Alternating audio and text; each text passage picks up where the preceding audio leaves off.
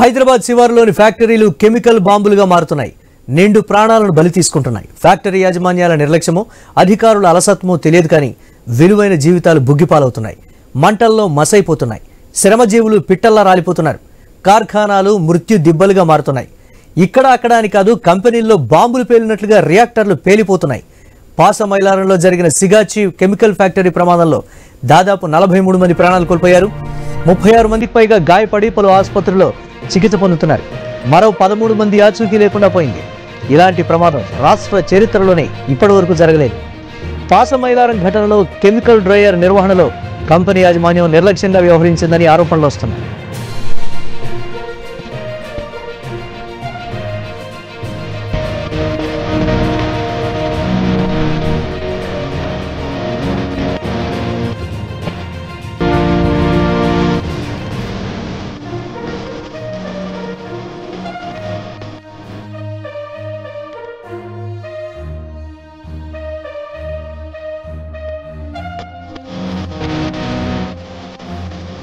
దీనంతటికీ కారణం కూడా ప్రభుత్వ పరంగా సరైన పర్యవేక్షణ లేకపోవడం, కంపెనీలు కూడా నిర్లక్ష్యంగా ఉండటమే.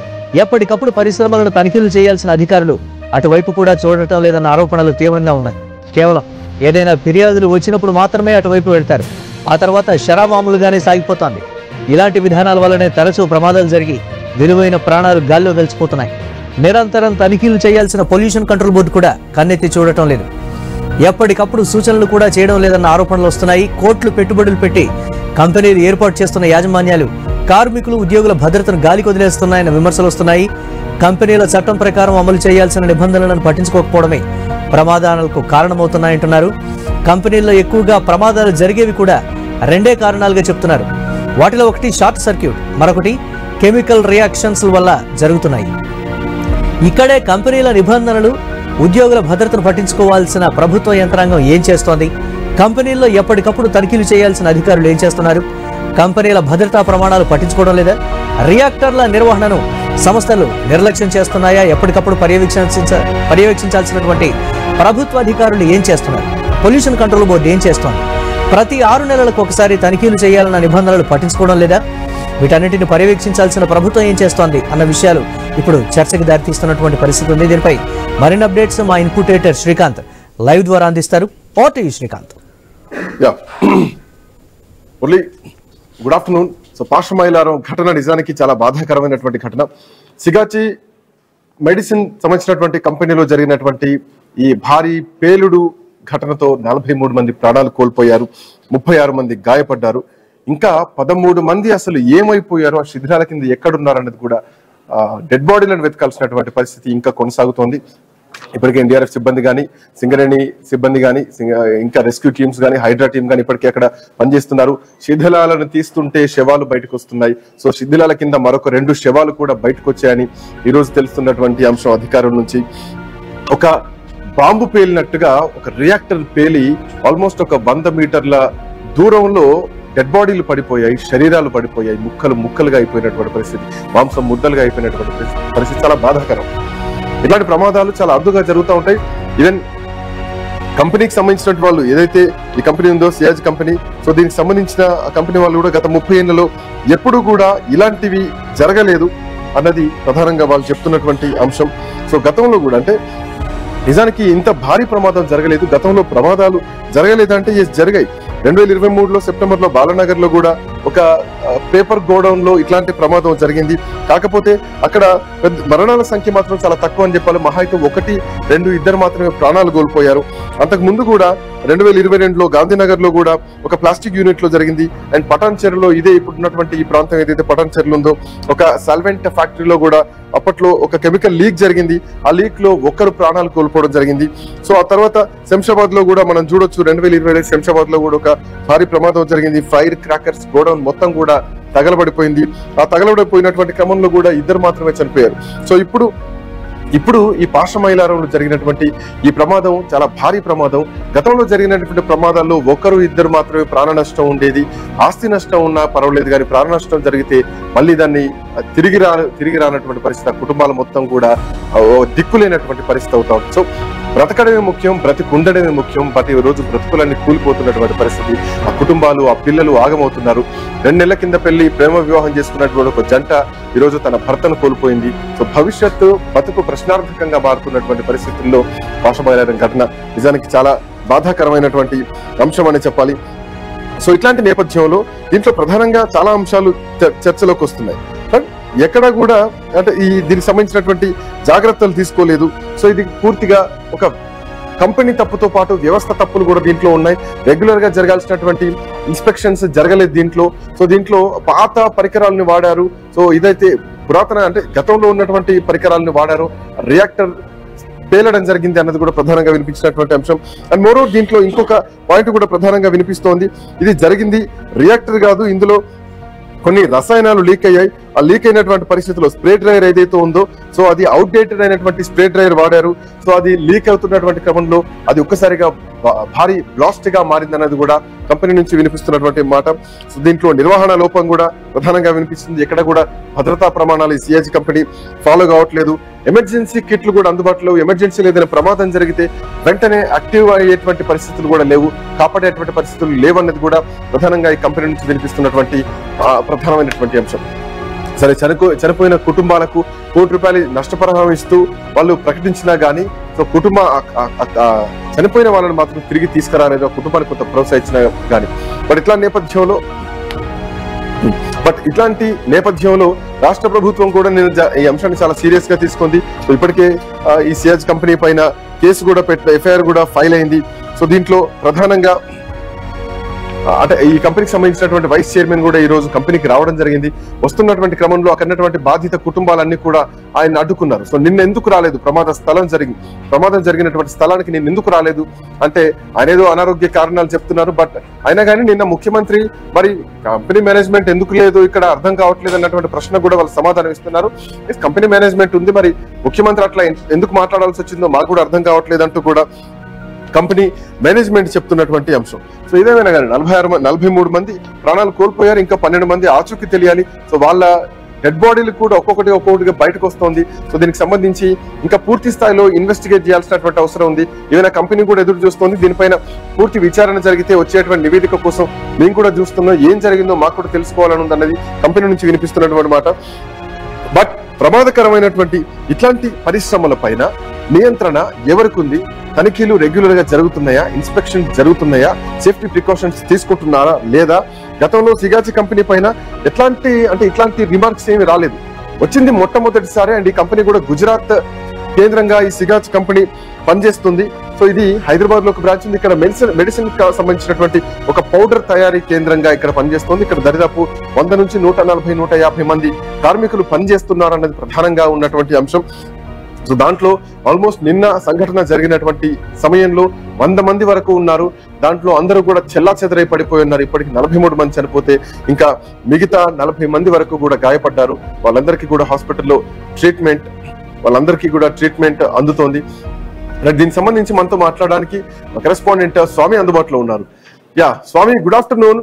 సో ఈ సిగాచ్ కంపెనీ ఏదైతే ఉందో సో దీనిపైన గతంలో ఎట్లాంటి ఆరోపణ లేకపోయినా కానీ ఇప్పుడు జరిగినటువంటి పరిస్థితి చూస్తే గనక నిర్వహణ లోపం ప్రధానంగా ఉంది అనేది స్పష్టంగా కనిపిస్తోంది. ఇట్లాంటి ప్రమాదకరమైనటువంటి పరిశ్రమలు జనావాసాల మధ్యలో ఉన్నప్పుడు, అంతమంది కార్మికులు పనిచేస్తున్నప్పుడు మినిమం ప్రికాషన్స్ తీసుకునేటువంటి పరిస్థితులు లేవా?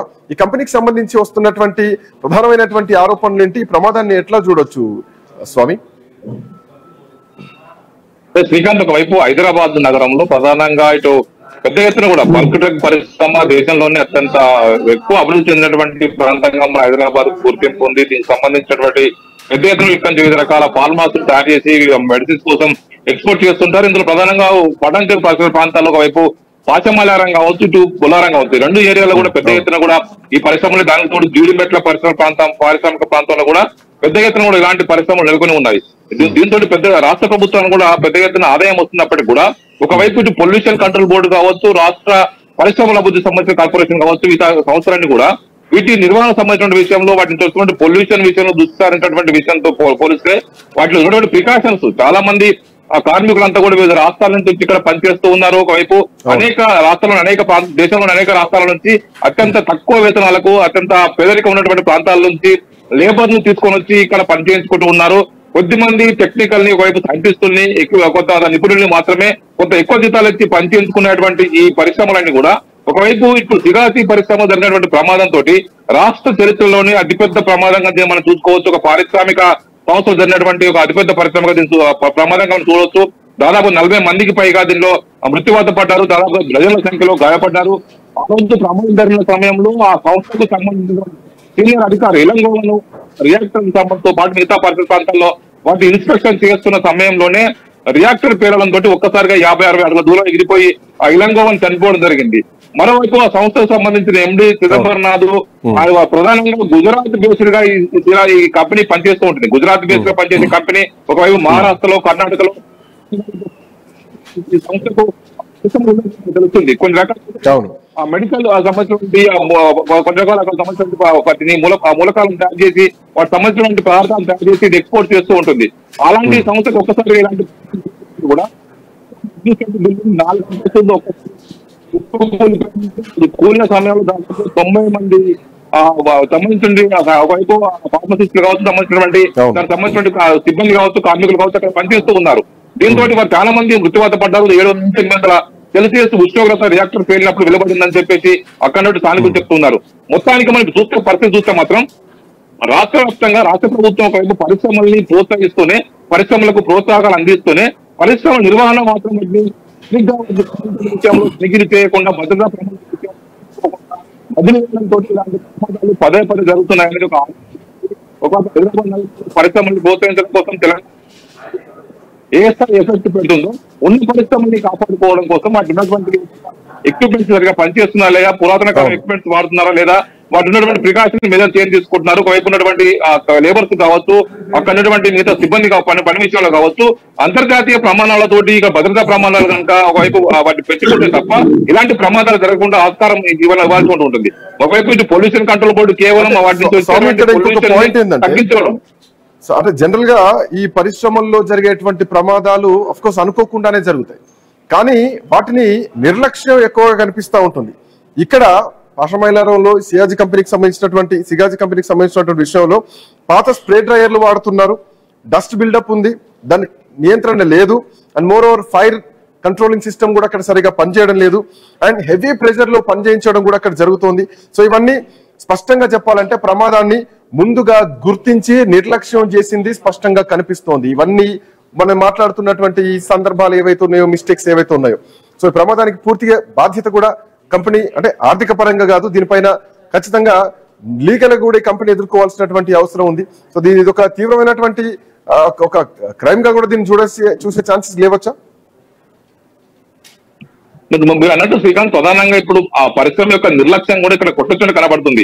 దేశవ్యాప్తంగా పలు ప్రాంతాల్లో పరిశ్రమ నిర్వహిస్తున్నటువంటి సిగాచి కంపెనీ హైదరాబాద్ నిర్వహిస్తున్న కంపెనీకి సంబంధించి దాదాపుగా 2 ఎకరాల విస్తీర్ణంలో విస్తరించినటువంటి కంపెనీకి సంబంధించి 100 మంది ఒకవైపు కార్మికులు అక్కడ నిపుణులు పనిచేస్తూ ఉంటారు.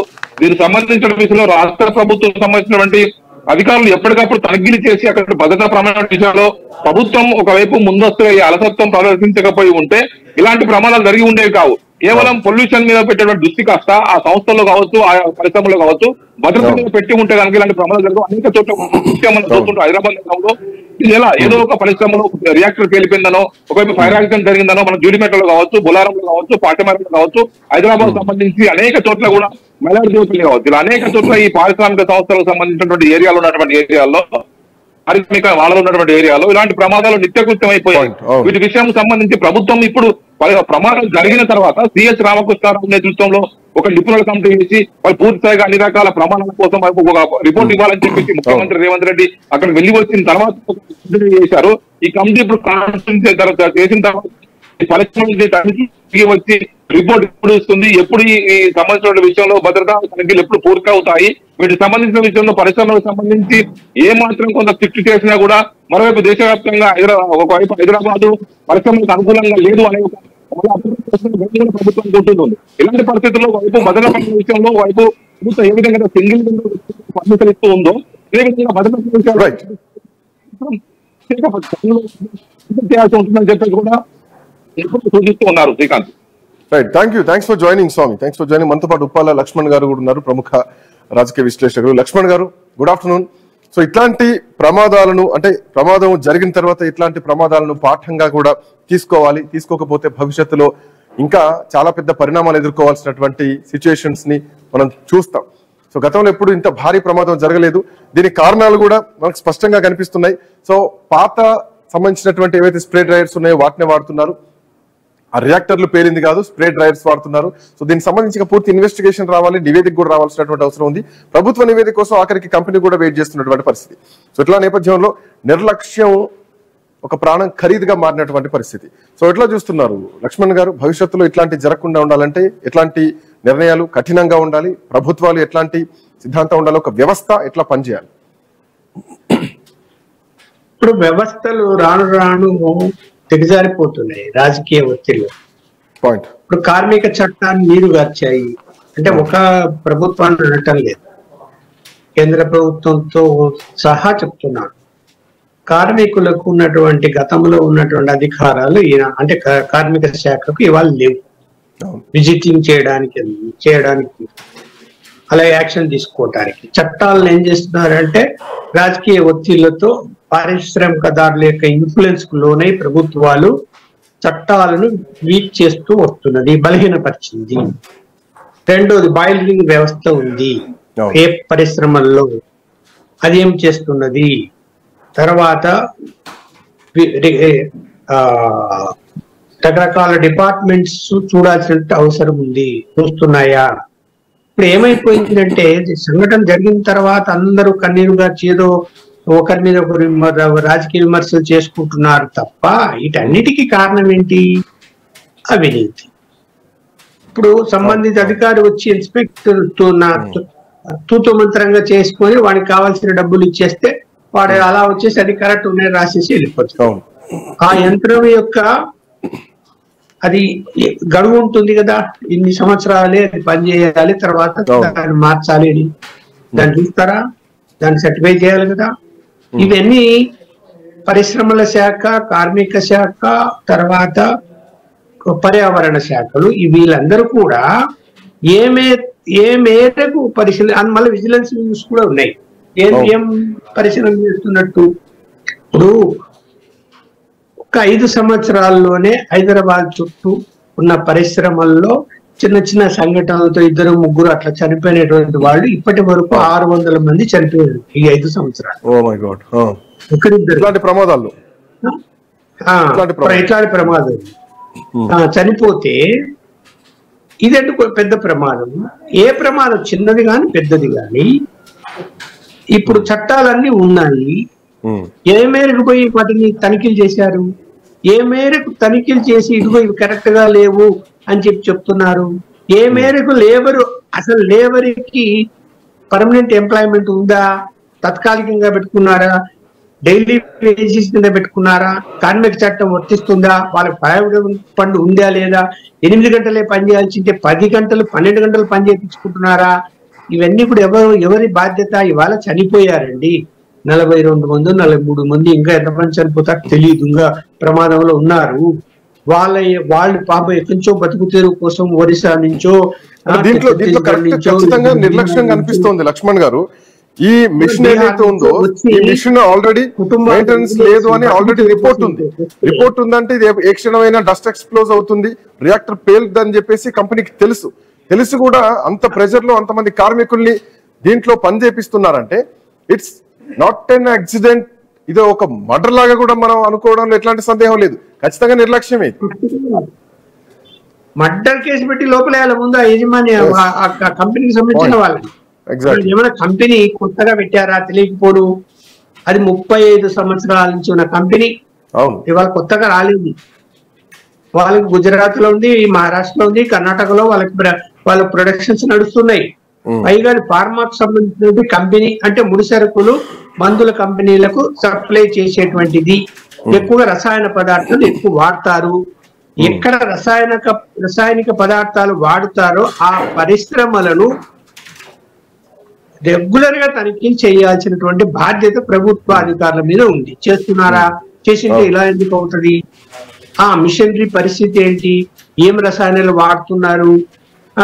ఎలా వాడుతున్నారు, సేఫ్టీ మెజర్స్ తీసుకున్నారా, కార్మికులకు అలాంటి ప్రమాదం వస్తే తప్పించుకునే అవకాశాలు ఏర్పాటు చేసి ఉండాలి కదా. ఇట్లా ప్రమాదం వస్తే ఇలా తప్పించుకోవాలి అని వాళ్ళకు సేఫ్టీ గౌన్లు కానీ లేకపోతే అన్ని కావాల్సినటువంటి డ్రెస్సులు కానీ టోపీలు కానీ ఇవన్నీ ఇచ్చి ఉండాలా, దారి ఉండాలా, అక్కడ జరిగితే ఇమీడియట్ గా ఎస్కేప్ కావడానికి దారి ఉండాలా, మంటలు ఆపడానికి ఫైర్ సంబంధించిన యంత్రాంగం ఉండాలా. ఇవన్నీ చూడకుండా పట్టించుకోకుండా లంచాలు తీసుకునే దానికి అధికారులు అలవాటు పడ్డారు. ఒకవేళ అధికారులు ఎవడైనా స్ట్రిక్ట్ అధికారి వస్తే పరిశ్రమదారులు ఏం చేస్తున్నారు, పొలిటీషియన్స్ దగ్గరికి వెళ్ళిపోతారు. ఎవరు అధికారం ఉన్నట్టు వాళ్ళ దగ్గర పోతారు, వాళ్ళకి చందాలు ఇస్తే వాళ్ళు నీకెందుకు ఊరుకుంటారు. వాళ్ళు ఎవరైనా స్ట్రిక్ట్ గా పనిచేయాలని వచ్చినా కూడా ఇక్కడ ముడిపడి ఉంది అంతా. మనం అధికారులు ఒక్కరినే తప్పుపడడానికి లేదు, పొలిటీషియన్స్ అసలు అన్నిటికీ ముందు కారణం పొలిటీషియన్స్ తప్పుపడాలని నా పాయింట్ అయితే. మీరు అవినీతికి రహితంగా ఉండి పరిశ్రమదారుల దగ్గర నుంచి లంచాలు అంటే వాళ్ళ దగ్గర నుంచి ఎలక్షన్స్ వచ్చేనో లేకపోతే పార్టీ ఫండ్నో డబ్బులు తీసుకోకుండా సక్రమంగా వాళ్ళు నడుపుతున్నారా లేదా, కార్మికులకు రక్షణ ఉందా లేదా, కార్మికులకు చట్ట ప్రకారం జీతాలు ఇస్తున్నారా లేదా, ప్రావిడెంట్ ఫండ్ ఉందా లేదా, వాళ్ళ హెల్త్ స్కీమ్ అమలు చేసి ఇవన్నీ పట్టించుకోమని చెప్పి అధికారులకు ఇన్స్ట్రక్షన్స్ ఇస్తే అధికారులు కొంతమంది భయంతో పని చేస్తారు. కాదండి, వాళ్ళు ఎక్కడి నుంచో వచ్చుంటారు బతుకు తెరువు కోసం. అక్కడి ఘోరవేళ జరిగిపోతే అక్కడ వాళ్ళ కుటుంబాలు ఏమైపోతాయి? బీహార్ నుంచో, మధ్యప్రదేశ్ నుంచో, ఛత్తీస్గఢ్, ఒరిస్సా నుంచి ఎక్కడి నుంచో. యాక్చువల్ గా వాళ్ళంతా చనిపోయిన వాళ్ళు 90% మంది వేరే ప్రాంతాల నుంచి వచ్చిన వాళ్ళే ఉంటారు. అవును పాపం. వాళ్ళ కుటుంబాల పరిస్థితి నేను ₹1 ఇస్తే ఏంటి తప్పించేస్తే అయిపోతుందా ప్రాణాలు? ఆ కుటుంబం విలువల మరి చిన్న పిల్లలు ఉంటారు, వాళ్ళని సాకాలి, వాళ్ళని తీర్చిదిద్దాలి. ఎవరండి ఒక ఫ్యామిలీ హెడ్ చనిపోతే ఆ కుటుంబ పరిస్థితి చిన్నభిన్నం కాదా? కొంచెమైనా మానవత్వం అనేది ఉండాలి కదా. సంఘటన జరిగిన తర్వాత పోయాము, అధికారుల మీద కోప్పడ్డాము, అధికారులను సస్పెండ్ చేశాము అంటే సరిపోతుంది. ముందు జాగ్రత్త చర్యలు ఏవి? ముందు జాగ్రత్త చర్యలు ఉండాలి. ఇప్పుడైనా కళ్ళు తెరిచి ఇప్పుడైనా హైదరాబాద్ చుట్టూ ఉన్నటువంటి అన్ని రసాయన పరిశ్రమలు, ఫార్మా కంపెనీలు మీరు తనిఖీలు చేయండి. అన్ని పర్ఫెక్ట్ గా ఉన్నాయో లేదో చూడండి. లేకుంటే పర్ఫెక్ట్ గా ఉండేటట్టు చెయ్యండి. ఒక 3 నెలలు టైం తీసుకొని రెగ్యులర్ విజిట్లు చేయండి. చూద్దాం చేస్తారేమో, చేయరు. అయితే 1 2 నామకా వస్తే మనకు పబ్లిసిటీ కోసం చేస్తారు, తర్వాత ఏముంటుంది, అయిపోయింది, మర్చిపోతారని అండర్స్టాండింగ్ అంతే.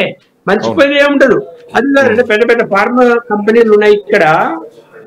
రాజకీయ రంగంలో కూడా వాళ్ళు ఇన్వాల్వ్ అయి ఉన్నారు. వాళ్ళు వాళ్ళ జూటికి పోగలుగుతారా? పోలేరు. విపరీతమైన చందాలు ఇస్తారు వాళ్ళు. పెద్ద పెద్ద కంపెనీలు ఉన్నాయి, నేను పేరు చెప్పాల్సిన అవసరం లేదు. ఫార్మా కంపెనీలు చూద్దాం. Let's see. Anyway thank you so much ఉప Lakshman, thanks for joining. So ఇది ఒక సాంకేతిక లోపంగా దీన్ని పరిగణించకూడదు.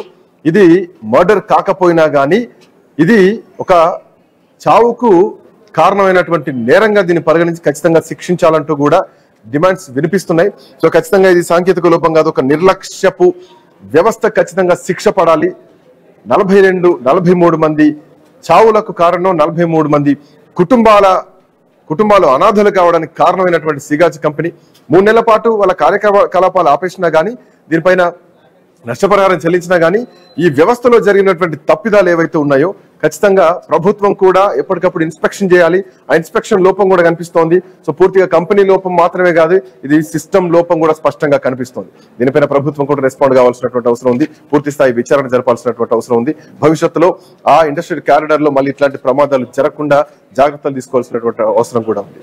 That's all for now. Next updates continue అయితే కీప్ వాచింగ్ ఐ న్యూస్.